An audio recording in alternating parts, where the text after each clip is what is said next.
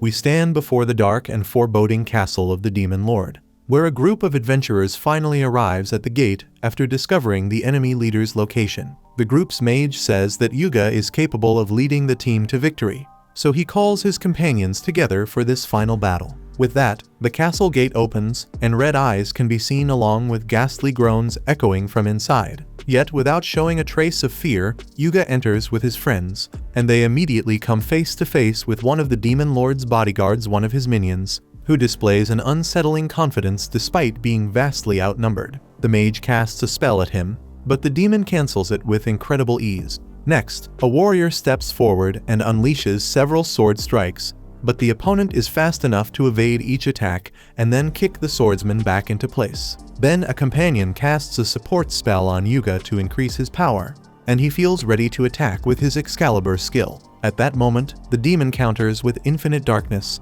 a spell so strong it instantly devours Yuga's attack and explodes over the adventurers. After taking such overwhelming damage, Yuga wonders if this is the end as he slowly closes his eyes. Meanwhile, the demon approaches the group and is left speechless by the beauty of the priestess. At that moment, one of his subordinates asks their captain if they should finish off the enemies, and the superior jolts, remembering he had ordered the minions to stay hidden. The three underlings notice their leader staring strangely at the girl, but he insists he is only deciding what to do with the four adventurers. The minions assumed they would eliminate the humans, but the captain instead orders them to dump the enemies in a nearby village. And as the beautiful priestess is carried outside, the demon feels the sadness of parting with such a lovely woman. A month later, one of the Demon Lord's right-hand men asks Yoki how many times those unbearable heroes have tried to get past him, and the captain answers Lord Zackle that he has been challenged exactly 13 times. Zackle says those heroes are worthless if they keep losing to someone like Yoki,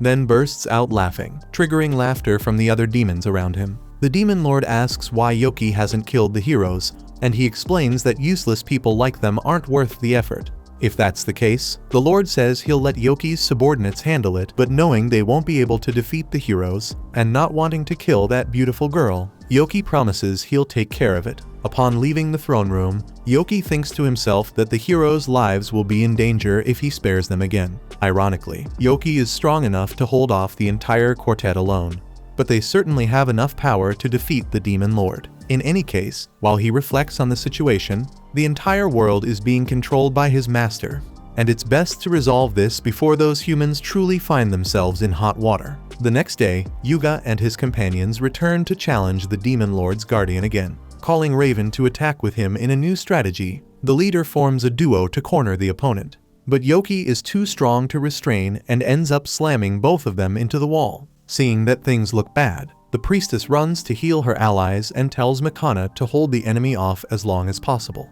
To make sure the demon stays away, the sorceress fires her strongest spells at Yoki, but none of them work, giving the unwanted guests a small break. Yoki waits for the girl to heal her friends before delivering a threatening speech. Once back on his feet, Yuga asks Cecilia to buff him, and once she does, he uses Excalibur again, this time gathering a far greater amount of energy in hopes of finally defeating the enemy who has been the group's biggest obstacle. After Excalibur detonates on top of the demon, Yuga watches closely to see the result. But as the smoke clears, completely unharmed, Yoki asks when these humans will finally understand they cannot defeat him. Yuga replies that they must bring down the Demon Lord at any cost. In that case, Yoki demands they leave the priestess in the castle, and then he'll let the others pass. Naturally, Yuga refuses, but Makana tries to convince him otherwise they have no chance against this man. And as difficult as it is, someone must choose between the life of one priestess and the life of the entire world. Hearing this, Yuga becomes anxious, trying to think of a solution.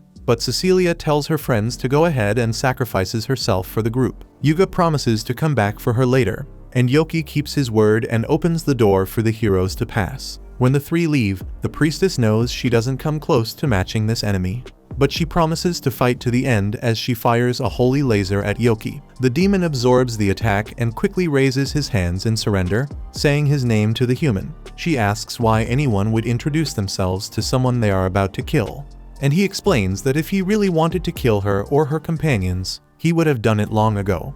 In truth, he gathers courage to confess that he fell in love with her from the first moment he saw her, and so he invites her on a date. Terrified by this bombshell, Cecilia screams and apologizes to the demon. Thinking that was a no, Yoki concludes he has no chance and starts planning his self-immolation for later. Meanwhile, assuming the demon is pretending to be nice so he can strike her from behind, the priestess tries to attack first as he turns around, but she gives up when she notices that he truly isn't trying to resist. She asks him why, and he says there's no reason left to live after being rejected by the one he loved. Besides, even if he stays alive, all he has to do in life is remain inside that room to protect the Lord.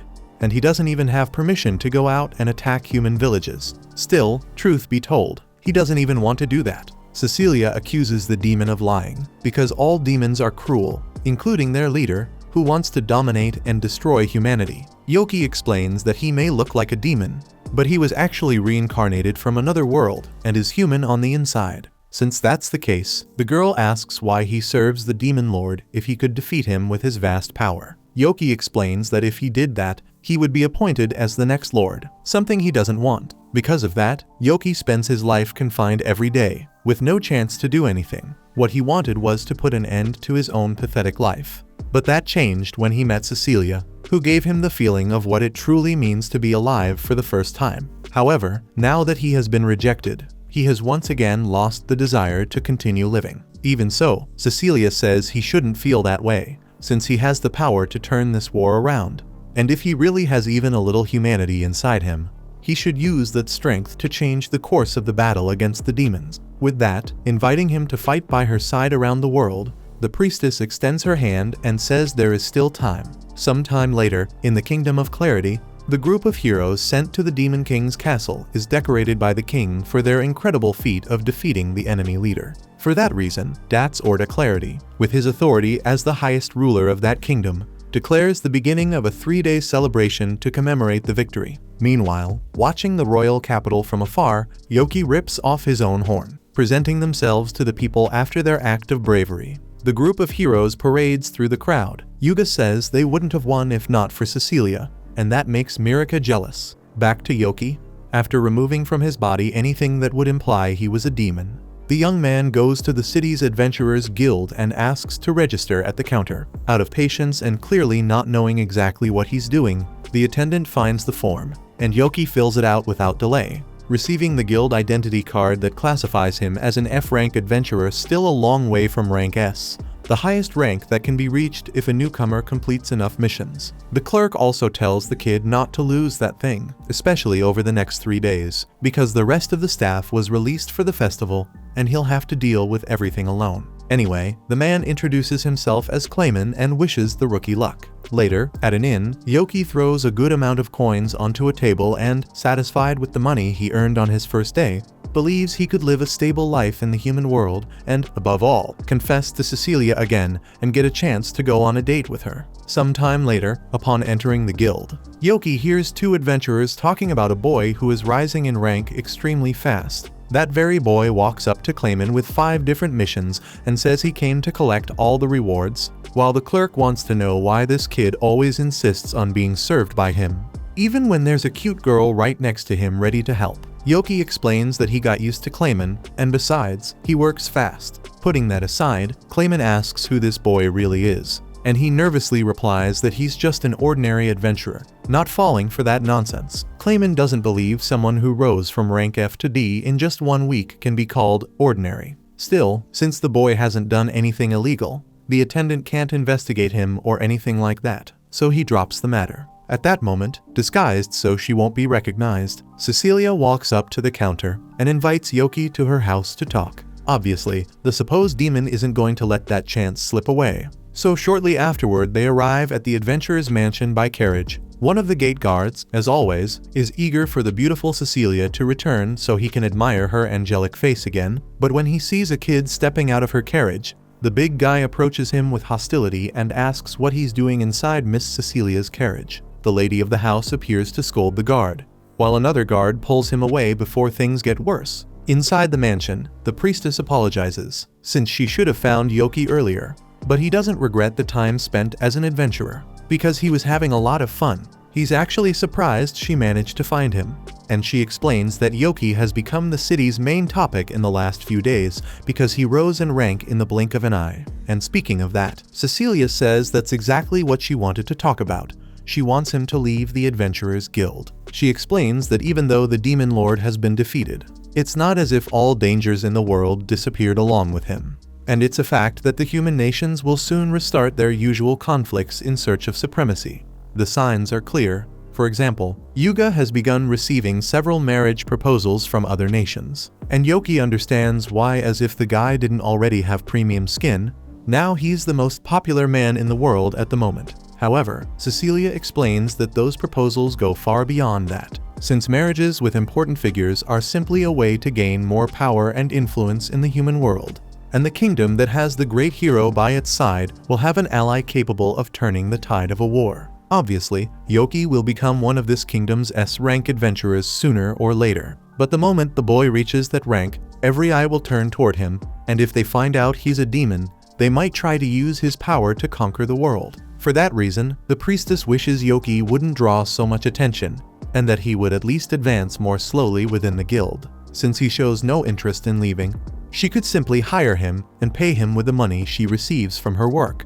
But she doesn't have the budget to sustain an adventurer who earns the same as an S rank. In return, she kneels and promises she would do anything if Yoki accepts her proposal. Faced with that, acting like a complete idiot because he clearly has no idea how to deal with the girl he loves in that position.